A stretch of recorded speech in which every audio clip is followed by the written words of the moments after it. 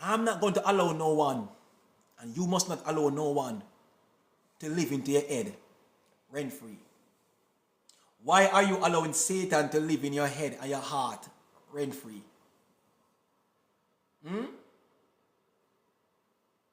It is very easy to hate somebody, and it's very hard to tell someone that you are sorry.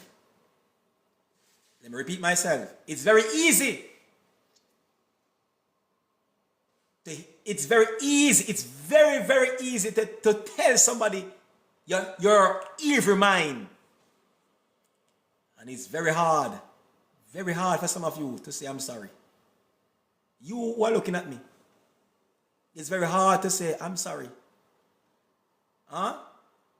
But you can tell people your mind, but you can't be man enough or woman enough to say, I'm sorry. Huh? And if you embarrass somebody in public, if you embarrass somebody in public, you must go back right now public and say that you are sorry. You cannot embarrass somebody in public and want to apologize to him or her in private. It doesn't work so.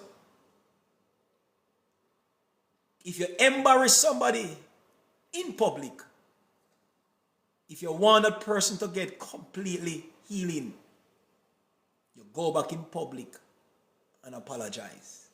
I don't care if you're one pastor. I don't care if you're one church member. That's the right approach. If you embarrass somebody in private, then you apologize to them in private. That is the right mechanism you must use. Many of you guys will never, some person at church, you have hurt them so much. You have hurt them so much. And they will never forgive you so easy. And it's not everybody have the heart like God. Some of them are baby. There is no baby that born and start walk.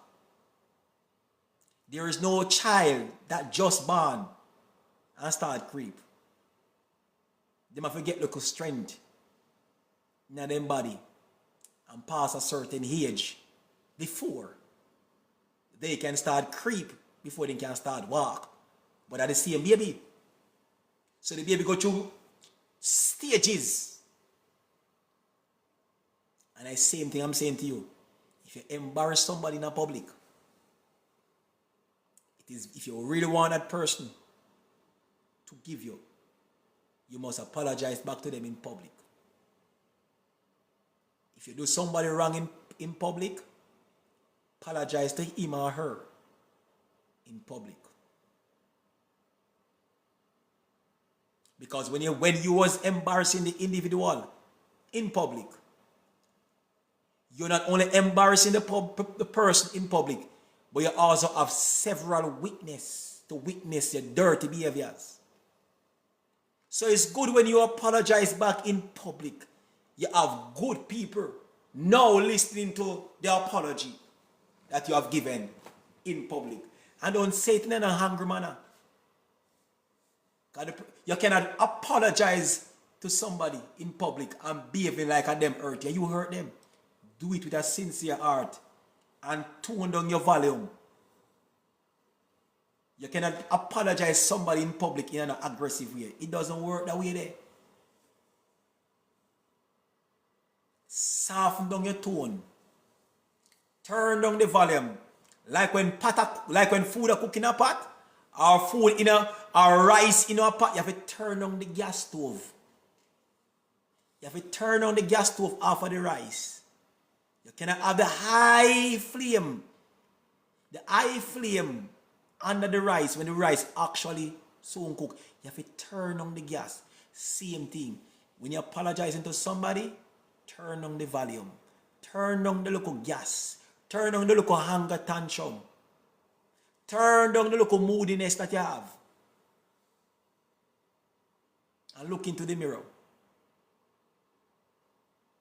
Here, you cannot apologize to somebody and your volume turn up. You have to turn it down. And it's good. And it's good to talk about this. Sister so-and-so, I am so sorry for my outburst. I look into myself and I saw that I was wrong. And as a man of God, I saw it fit to apologize back to you in public. That's what a true man of God does and a true woman of God does. Because if you allow that to fester into some person, they will cause gangs and entourage in a church by you. And I'm going to say this to any one of you who are watching me right now. You see, you Christians, you believers, you unsaved, any person who look at you and say, my spirit have to take you, that's a demon. And I'm going to break it down. Any person that look upon you and say, my spirit have to take you, that's a demon attack. Why are you saying that, man of God? When I was rude and wretched, Jesus Christ still loved me. Jesus Christ don't go with spirit take.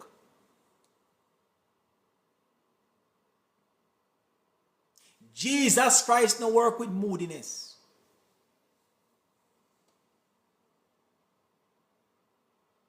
Any person who said the spirit of it take you, a demon that. Suppose Jesus Christ would say, my spirit of it take you when you're in a danger or when you're sick.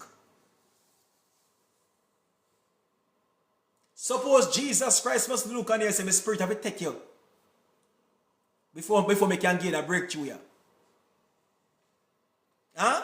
Jesus Christ no work with spirit take or moodiness. That's why him fall upon the just and the unjust. Let me ask you a question. My God is a partiality God.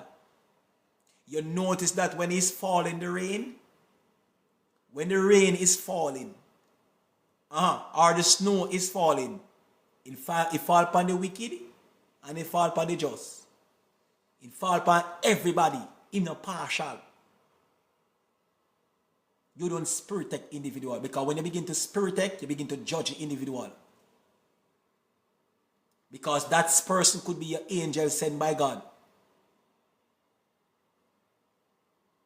Your spirit can take a warlock in a jacket and tie.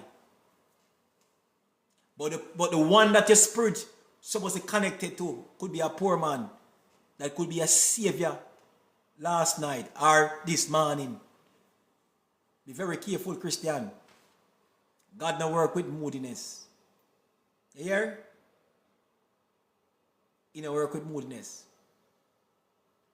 And you have to learn that. Glory be to God. You see, there's a lot to be learned. There's a lot to be learned. I can't teach some stuff because I know this line is going to block these stuff that I'm going to teach because they are very much too deep. But I've learned, people of God,